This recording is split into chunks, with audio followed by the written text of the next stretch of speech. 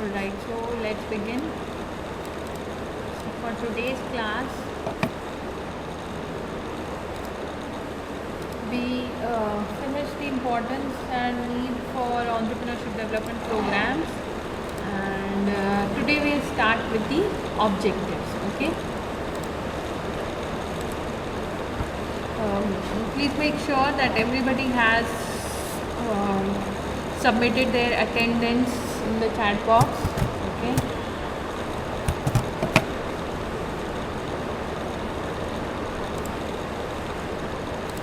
So today we were about to start with the objectives of entrepreneurship development program. The objective of EDPs may be divided into two categories: short-term objectives and long-term objectives. Okay, short-term objectives are those which are to be achieved immediately after the completion of the program. Okay. Long-term objectives relate to equipping the people with all the skills required for the establishment and smooth running of business ventures. The main objective of EDPs are now, before discussing the points of objectives, there are two types of objectives. One is short-term and the other ones are long-term objectives. Okay, so short-term objectives have to be achieved exactly after or right after the completion of the program. But long-term objectives are things that the entrepreneurs learn from the EDP and adapt or use these training skills to succeed in their business or to make their business venture better. So the main objectives of EDPs are to identify and train potential entrepreneurs. Okay, so I will explain only the points that are not that we haven't discussed up till now. Okay, because these are points that we have already been discussing and all these points are repetitive. Okay, to identify and train potential entrepreneurs, to impart training in managerial understanding, facilities. Then you cannot hear me? Is my voice clear or not?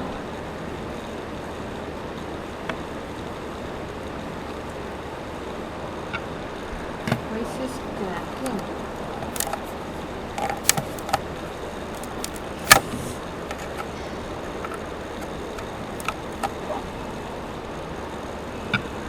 Is it clear now? Okay. To provide post-training assistance and monitoring facilities. Post-training assistance means after the training also the experts or say the trainers, the investors, they stay in touch with the upcoming entrepreneurs or already existing entrepreneurs and stay in touch in order to be updated with the trends in the industry or maybe the new upcoming technology. So post-training assistance means that even after the training or the EDP is over, the entrepreneurs can ask for help from these experts. Then to develop and strengthen entrepreneurial quality. Then to analyze the environment issues related to the proposed project. So we have already discussed the environmental issues. Environmental issues would include legal issues, political issues, cultural issues, such social issues. It may be issues related to the internal environment of the organization. Anything can be included in environment. Okay. Then to select the right project and product. So EDPs also help entrepreneurs in order to select the product. For example, I want to be an entrepreneur, but I do not know what product I should produce, or what industry I should step in. So by attending these kind of programs, these kind of EDPs, an entrepreneur gets in touch or gets aware of what products are trending in the market, what are the popular business models that are going on in the industry, and they can adapt to or use one of those ideas. Okay.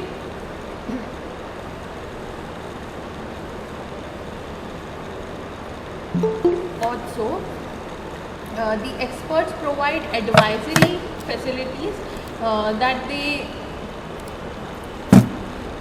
the person who is attending, for example, I want to be an entrepreneur. So if I am attending the EDP, I do not know what product I should be producing or what industry I should set up. I can talk to the experts, and they will ask me or judge what skills I have, and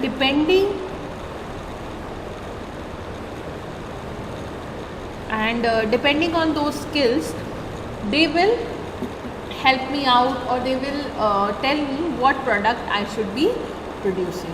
Okay. Next, to formulate the profitable projects, to know the source of help and incentives and subsidies to set up the project, to know the pros and cons of being an entrepreneur, to increase the supply of entrepreneurs for industrial development.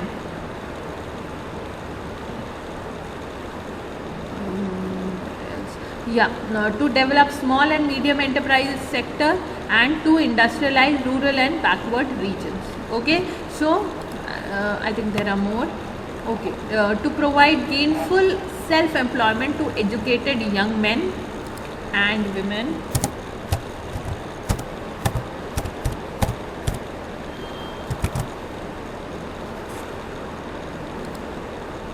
To encourage first generation entrepreneurs who do not have any business background. So we have already discussed about first generation entrepreneurs. They are entrepreneurs in whose family has not been associated with entrepreneurship or business. To diversify the source of entrepreneurship, to develop wide vision about the business and passion for integrity and honesty. And last point, to harness the vast untapped human skills and to channelize them into accelerating industrialization. Okay, so tell me, I want you to read through all these points and tell me if there is anything you did not understand. To become entrepreneurs, in order to use their skills and use their expertise to accelerate industrialization or to speed up industrialization. Okay, or basically it means to start more new industries. Okay, what else? Is that clear? Is this point clear to everyone?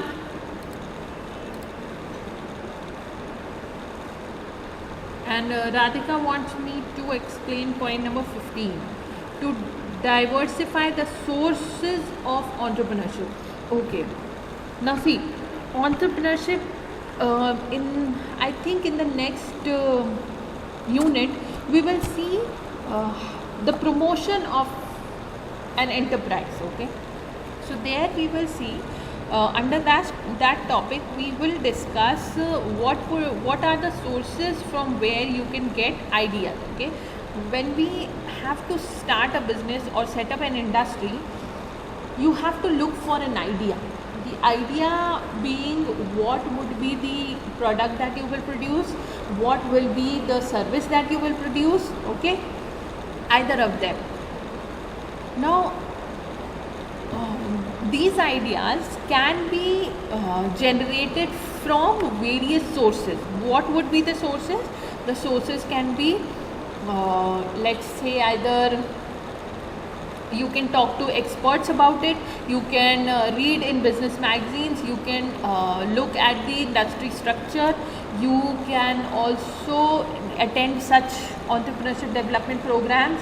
So sources of entrepreneurship are many. Okay, up till now there has been very less identification of these sources. Okay, people look at the industry or the competition, or basically they decide what business they will do based on the successful products, or what is probably in demand in the industry, what the customers want. Okay, which is a good thing to produce whatever the customers desire or demand. But this particular thing kills creativity, because the customers are not even aware of what they would want. Okay, there are lots and lots of products that have been invented or started production, which the customer was not even aware of could be produced. Okay, for example, the best example can be sanitary tissues. Okay, nobody before the production of sanitary tissues would have imagined that we can buy something like this from the market. Okay, earlier days, in earlier times, women used to use maybe used up cloth, or waste cloths, or sometimes they even used very dangerous items like I'm sorry to mention all this, but they also used things like cow dung, because it was absorbent. Okay, just imagine the level of harm that it could have caused to that person who would have been using such a product. Okay, then again, taking another example, it would mean maybe say mosquito repellent. Okay, earlier when mosquito repellents could not have been could not be bought from the market, like in the form of Mortein or all these things, all out. Before that, people used to use wood or cow dung to make smoke, to produce smoke in order to kill the mosquitoes. Okay, no, at that time they would never have thought what the inventions would be in order to solve that problem of mosquitoes.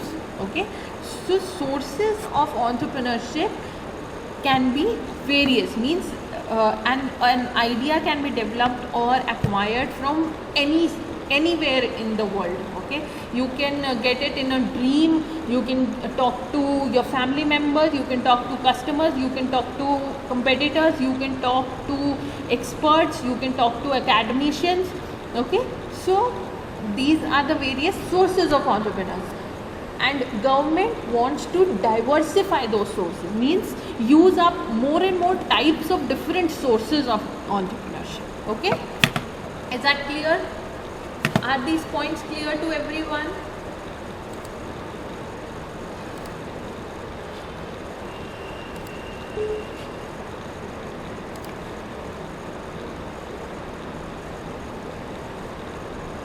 Okay, all right, moving on. Next we come to the phases or stages or steps in entrepreneurship development programs. Okay, what would be the steps involved if we want to organize an entrepreneurial development program? Okay,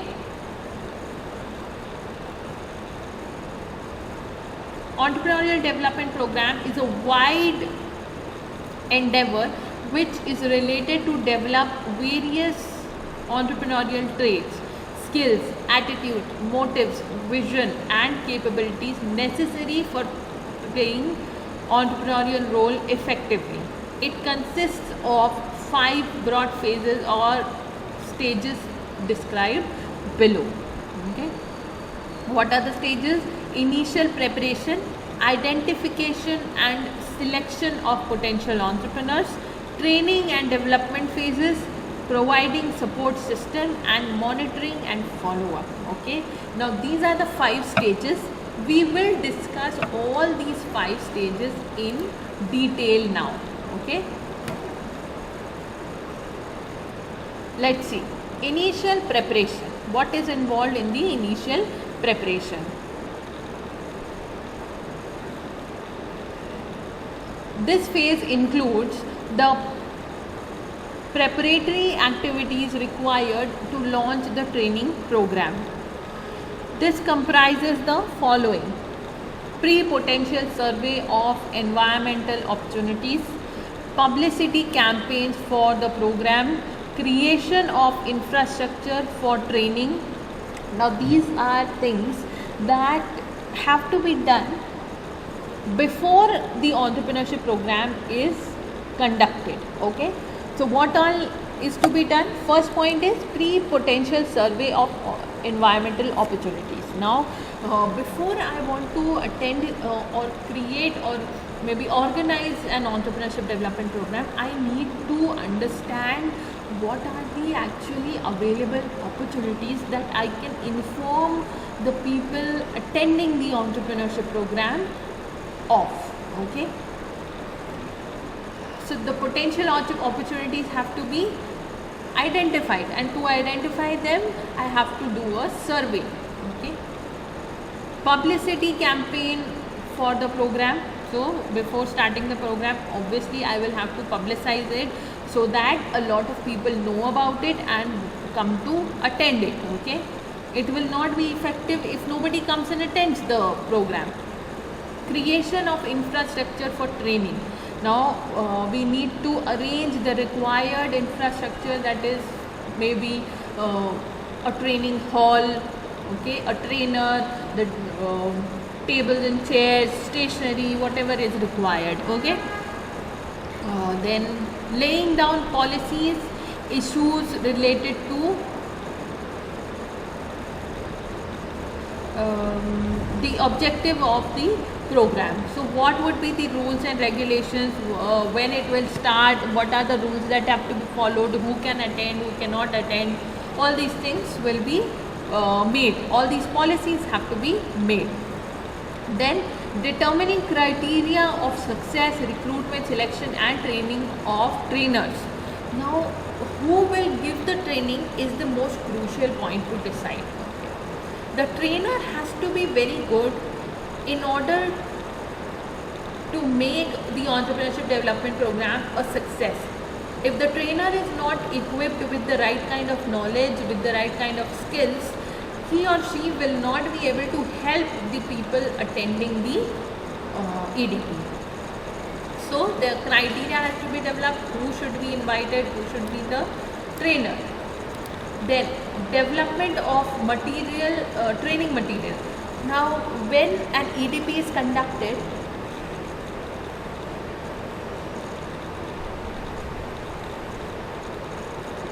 lot of people come and attend, and they will have to be given some kind of training material or reading material in order for them to probably remember what was taught to them in the training or during the training. Okay, then what would be the curriculum, what all topics should be covered in during the training. Okay, what are the problems that should be addressed while the program is being prepared for. Then tie-up of guest faculty. Now, what would be the guest faculty that should be involved? So we have to inform them well in advance in order to get the dates fixed, or probably if they are not free, we will have to look for others.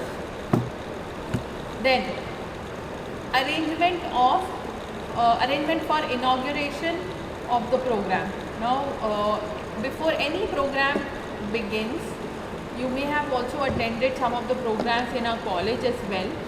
So before any program, there is an inauguration session or the beginning of the session, and some special act is prepared for it. Maybe there is the lighting of the lamp, then or maybe a reciting of a prayer, or anything it can be. Okay. So arrangements have to be made for the inauguration of the program. Then even inauguration would include welcoming the guests, etc., and introducing them as well. Then designing tools and techniques for selecting the trainers. So what should be the tools and techniques? What would be the right kind of training that would be imparted during the entrepreneurship development program, and what are the tools and equipments or the tools and techniques that should be used by the trainer in order to provide the training. Then formation of selection committee. So this is internally formed, maybe 3 or 4 people are grouped together, and they are given the curriculum or the course content that has to be discussed during the EDP, and they are given the responsibility to select people who maybe train, or the guest faculty, or the people who are looking after the arrangement, all these things. Okay. Then designing tools and no, we already discussed that. Development of application form. Now application form also has to be developed in the right way. It should hold the right kind of information, all the relevant information that will be needed in the future in order to make the program a success. Okay. We also have to keep in mind that before in these points there is a monitoring and follow-up section also. Okay. So to follow up, we will need the contacts or the information that we can be associated with these trainees even after the training has ended. Okay. And last point is survey of viability of the program. So viability means the probably usability, or how successful or usable or helpful the program would be, or this basically involves the feedback after the program has been conducted. So we have to prepare in advance for the feedback. Okay. So we'll stop here today, and we'll continue with the second point tomorrow. Okay.